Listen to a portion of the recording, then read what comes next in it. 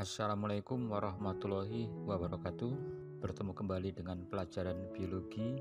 Kita masih membicarakan bab 2 mengenai metabolisme. Dan kali ini yang kita bahas adalah anabolisme. Anabolisme merupakan proses penyusunan senyawa organik sederhana menjadi senyawa kimia atau molekul yang lebih kompleks dengan membutuhkan cahaya. Anabolisme yang menggunakan energi cahaya dikenal dengan fotosintesis, sedangkan yang menggunakan energi kimia dikenal dengan kemosintesis. Pada kesempatan ini kita akan bahas satu persatu, yaitu fotosintesis dan kemosintesis. Yang pertama adalah fotosintesis, yang merupakan proses anabolisme, yaitu proses penyusunan atau sintesis molekul kompleks menjadi molekul yang lebih sederhana dengan bantuan cahaya matahari. Proses fotosintesis akan mengubah karbon dioksida dan air menjadi sumber energi berupa karbohidrat dan oksigen. Proses fotosintesis sendiri melibatkan dua rangkaian reaksi yang berurutan, yaitu reaksi terang dan reaksi gelap. Reaksi terang sangat tergantung pada cahaya, disebut juga dengan reaksi Hill. Sementara reaksi gelap tidak tergantung pada cahaya dan juga disebut dengan siklus Kelvin-Benson. Ini adalah gambaran umum reaksi terang dan reaksi gelap pada proses fotosintesis yang terjadi di dalam kloroplas. Reaksi terang terjadi jika ada cahaya matahari dan berlangsung di grana. Pada saat reaksi terang, energi cahaya ditangkap oleh tilakoid sehingga terjadi fotolisis, yaitu penguraian air dengan melepas ion hidrogen yang berenergi tinggi dan juga menghasilkan oksigen. Fotolisis merupakan pemasok elektron dalam reaksi terang. Elektron kemudian ditransfer untuk membentuk energi kimia dalam bentuk ATP dan NADPH2 yang akan digunakan untuk reaksi gelap. Reaksi gelap bisa berlangsung dengan adanya cahaya atau tanpa adanya cahaya. Reaksi ini terjadi di dalam stroma. Pada reaksi gelap, ATP dan NADPH yang dihasilkan pada reaksi terang digunakan sebagai sumber energi untuk mereduksi karbon dioksida menjadi glukosa. Pembentukan glukosa dan karbon dioksida adalah melalui suatu siklus yang disebut siklus Kelvin-Benson. Pembahasan berikutnya adalah reaksi terang pada fotosintesis. Reaksi terang yaitu reaksi fotosintesis yang memerlukan cahaya. Reaksi terang merupakan reaksi ketika energi matahari digunakan oleh pigmen fotosintesis dan terjadi di grana atau tumpukan tilakoid. Jadi, reaksi ini sangat tergantung pada cahaya matahari. Pada reaksi ini terjadi pemecahan molekul-molekul air menjadi hidrogen, oksigen, dan sejumlah energi. Pada reaksi terang terjadi pengubahan energi cahaya matahari menjadi energi kimia. Energi yang terbentuk kemudian disimpan dan dimanfaatkan sebagai sumber energi untuk reaksi gelap.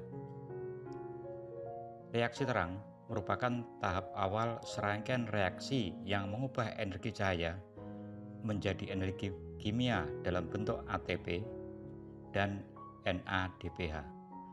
Jadi, reaksi terang menghasilkan ATP dan NADPH. Untuk menangkap sinar matahari atau foton, tumbuhan menggunakan seperangkat alat, yaitu fotosistem. Fotosistem merupakan molekul protein yang tertanam pada membran tilakoid. Ada dua macam fotosistem, yaitu fotosistem 1 dan fotosistem 2. Fotosistem 1 terdapat molekul klorofil yang terletak pada pusat reaksi dari fotosistem 1 yang dinamakan P700. Dinamakan demikian karena sangat baik dalam menyerap energi cahaya matahari dengan panjang gelombang 700 nanometer. Sedang fotosistem 2 juga dinamakan P680 karena sangat baik dalam menyerap energi cahaya dengan panjang gelombang 680 nanometer. Adapun tahapan reaksi terang adalah sebagai berikut. Penangkapan cahaya matahari oleh fotosistem. Ketika sinar foton mengenai fotosistem, salah satu elektron tereksitasi keluar, dan ketika elektron kembali pada kedudukan semula, elektron tersebut mengeluarkan energi. Setelah fotosistem menyerap energi matahari, energi ini digunakan untuk fotolisis, yaitu memecah molekul air. Air yang dipecah akan menjadi ion hidrogen, oksigen, dan elektron. Kemudian, ion hidrogen ditangkap oleh NADP+ menjadi NADPH.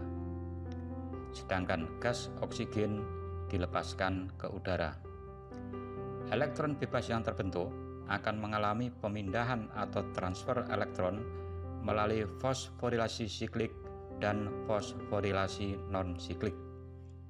Kita bahas satu persatu mengenai fosforilasi siklik dan fosforilasi non-siklik.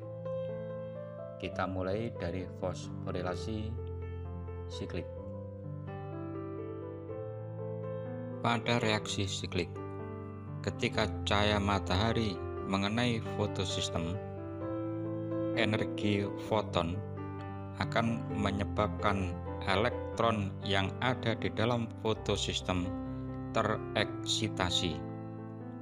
Elektron tersebut memiliki energi yang sangat tinggi, yang kemudian akan ditangkap oleh akseptor elektron, kemudian dipindahkan ke pembawa elektron berikutnya, yaitu dari peridoksin ke plastoquinon, kemudian kompleks sitokrom, dan yang terakhir ke plastosianin. Ketika bergerak dalam sistem transfer elektron, elektron akan melepaskan energi yang kemudian energi tersebut digunakan untuk membentuk ATP. ATP terbentuk karena adanya penambahan gugus fosfat pada senyawa ADP. Pada sistem reaksi siklik hanya dihasilkan ATP. Elektron hanya bergerak berputar dalam siklus dari fotosistem 1 ke sistem transfer elektron dan kemudian kembali ke fotosistem 2. Reaksi fosforilasi non-siklik. Reaksi ini dimulai ketika fotosistem 2 menyerap energi cahaya yang menyebabkan tereksitasinya elektron. Elektron ini meninggalkan pusat reaksi fotosistem 2 sehingga fotosistem 2 kehilangan elektron. Elektron yang hilang digantikan dari elektron hasil penguraian atau fotolisis air. Oksigen dari fotolisis akan dilepaskan sebagai gas, sedangkan ion hidrogen tetap di tilakoid. Elektron berenergi tinggi meninggalkan fotosistem 2 dan ditangkap oleh akseptor elektron dan dikirim ke sistem transport elektron, dibawa oleh plastoquinon, kompleks sitokrom, plastosianin, dan masuk ke fotosistem 1.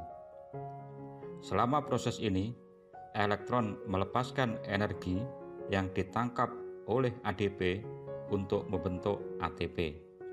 Ketika fotosistem 1 menyerap energi cahaya, elektron meninggalkan pusat reaksi fotosistem 1 dan ditangkap oleh akseptor elektron yang selanjutnya dibawa oleh peridoksin untuk dipindahkan ke NADP+.